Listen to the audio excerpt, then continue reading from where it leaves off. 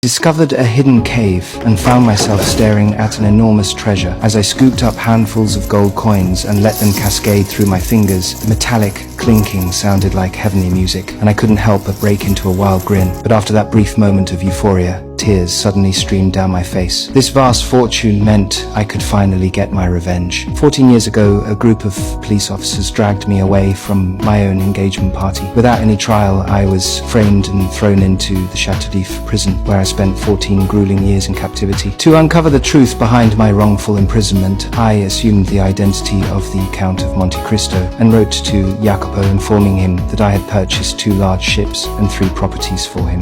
However, I required him to meet me in Marseille by the end of the month, and I specifically instructed him to dress appropriately. When Jacopo saw the thick stack of cash I had prepared for him, he was overjoyed. He quickly spruced himself up and rushed to Marseille to meet with me. As soon as he sat down, Jacopo curiously asked where all this money had come from. I simply said I had inherited a massive fortune. Then, with a grave expression, I recounted the tragic experience of 14 years of wrongful imprisonment, including the bizarre fact that I was officially declared dead the year I was incarcerated. Given my special circumstances, I couldn't appear in public, so I needed to hire Jacopo to help investigate the truth. And when I do, I'm going to punish those people responsible.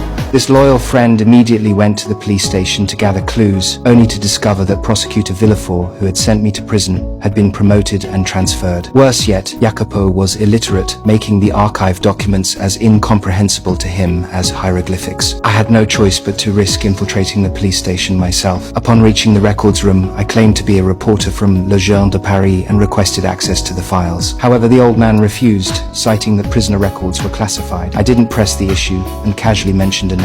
And Monsieur Villefort was wrong. Did you say Villefort? Yes.